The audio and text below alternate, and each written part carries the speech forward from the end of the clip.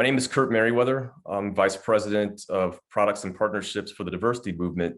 Today, I'd like to talk to you about the importance of diversity for building a workforce. When we're building teams, one of the things we can do when we're thinking about diversity is to build teams so that we can avoid stereotypes that could be dangerous. One of the things that we know about the real estate space is that if you have the right kinds of teams, that'll help you avoid decisions and potentially illegal things that could happen, as we've seen with the case in New York around steering certain kinds of people to certain kinds of neighborhoods. And so we want to root that out. So let's talk a little bit about stereotypes, how we can prevent them from occurring, and then how we should build teams to make sure that we not only avoid stereotypes, but we also get the most power out of the teams that we're building.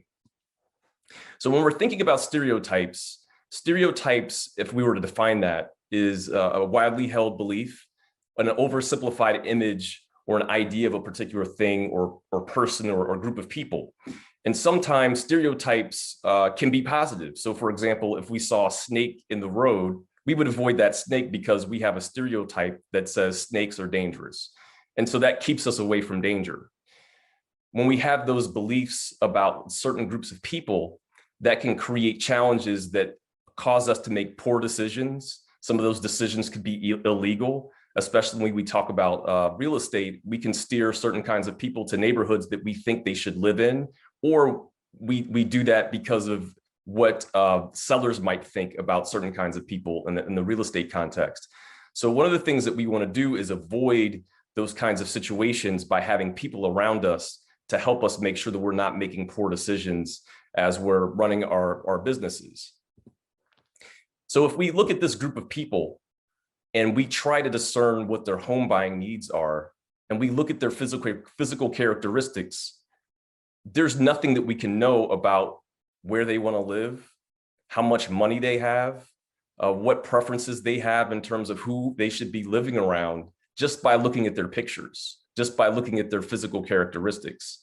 And unfortunately, there are some real estate agents that may look at physical characteristics and come to certain conclusions about the needs of buyers and sellers. And so it's important to have diversity in our ranks so that we make better decisions. So when we think about diversity, equity, and inclusion and why that's important, it's really built around this idea of building high-performing teams. And when we have high-performing teams, and we have diversity and equity and inclusion that work within these teams, there are three things that happen. First, we'll be more profitable. So there's statistics that talk about the profitability of businesses by having diversity in our ranks from a leadership perspective. But it's not just about diversity, it's also about equity, having the right policies, and inclusion, making sure that we have the right practices. And if we have these things in place, then we'll not only be more profitable, but the people around us will help us make better decisions. And then we'll be able to have higher levels of buy-in from our clients. They'll be more loyal because of these things that we have in place. And so as we think about how people are looking for jobs today, especially Generation Z, we see that roughly 67% of job seekers factor diversity, equity, and inclusion into their decision-making process so that they're getting the right people in the right place as they work together as teams. And so we want to make sure that these are taken into consideration, or these factors are taken into consideration to make sure that we're successful from a long-term perspective, and then we're building a sustainable real estate practice to make sure that we have all these different factors at play. Diversity affects the bottom line. So when we think about why this is important, when millennials in particular are looking for a job, they talk about the importance of diversity, equity, and inclusion. And so when you have different generations that make up your real estate brokerage, for example, as a result of having those different kind of generations within the same organization, that'll help you attract different kinds of buyers. You'll have a better sense of what sellers are looking for when they're working with an agent, and you'll be able to attract the right kinds of clients. And so this will create sustainability as we look at having a multi-generational practice. And the last piece here that I want to talk about is the importance of the brand.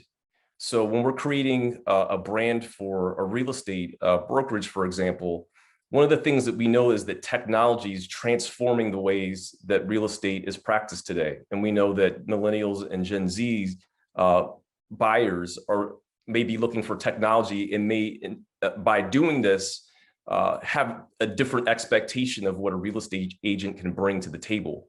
And so when making a decision about who to choose, more recent generations want to understand what that brand stands for, what that agent stands for, when they're making decisions about who to work with. And so understanding these different pieces, whether it's who we're working with in terms of their generation, or what consumers are expecting in terms of how they work with an agent, this is important to understand. And the more diversity that you have within your practice, within your brokerage, within your organization, then you'll be able to attract a mix of clients that's going to help you have a sustainable practice and avoid some of the situations we've seen as we look at steering, for example, where we have the right discussions internally to make sure that we're not doing those things that are unethical and, quite frankly, could be illegal. Finally, the last thing I want to leave you with is that diversity makes teams smarter. So when we're surrounded by people like ourselves, we can fall into groupthink. We can fall into thinking the same ways that they think, and we're easily influenced, and we could be misguided in falling for specific kinds of ideas. So for example, if you have a seller that says, I don't want certain kinds of people to buy my house, that's a difficult situation to be in. And it's a situation where that preference hopefully is against the brand and the value that you have as an organization. And so if you're surrounded by the right people, you'll look at that particular request and say, we can't do that. It's illegal. And quite frankly, it's against our brand and everything that we stand for. And so if you're able to hold that up in terms of your values, and you've got the right people around you to help you make good decisions, then you'll be able to stand strong and not choose short-term profitability for long-term sustainability for the organization. The second piece is around error detection. And so when you have different kinds of people around you, you'll be less prone to making errors in judgment. And we won't make these miscalculations where we think we can make more money by working with certain kinds of people, but we're thinking about the long-term profitability of the organization and to make sure that we're sustaining ourselves as an organization. So it helps to prevent error detection, or it helps to prevent errors and limits our ability to make bad decisions based on our own beliefs, but we're able to test those beliefs with other people that are close to us. And the last piece I want to leave you with is that as we focus on inclusion, we'll have not only better ideas and better outcomes, but the people that we work with on a daily basis will be more satisfied.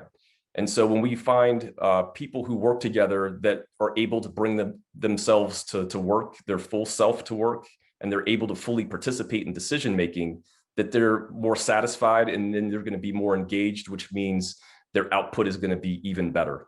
So these three things together not only make teams smarter, but they also make us individually smarter. And so if you want to connect with us and to have further dialogue about how to make sure that workforce diversity is a part of what you're doing, you can reach me on LinkedIn. You can reach me at the Diversity Movement. And of course, you can join us at our TDM Community Learning Portal, where we have free information to learn more about including this in the way that you work. Thank you for the opportunity to talk to you today, and look forward to connecting with you either through social media or through the TDM community. Thank you so much.